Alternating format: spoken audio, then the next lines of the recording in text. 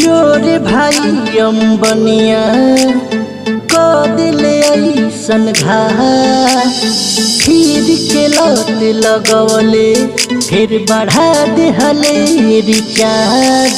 अब जियो न चलाई BSNL लियाई वोडाफोन टेल हटाई BSNL चलाई।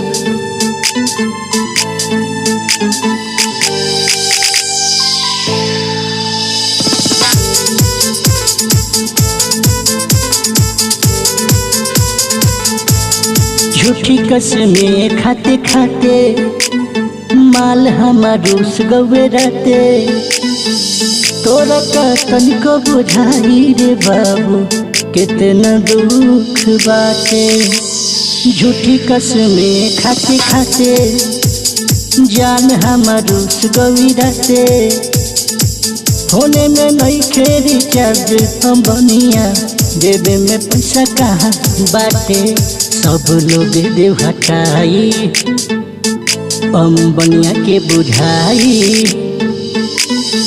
नया BSNL के सिम भाई छते पर चढ़ के चलाई। अब जियो न चलाई BSNL लियाई वोडाफोन टेल हटाई अब BSNL लियाई।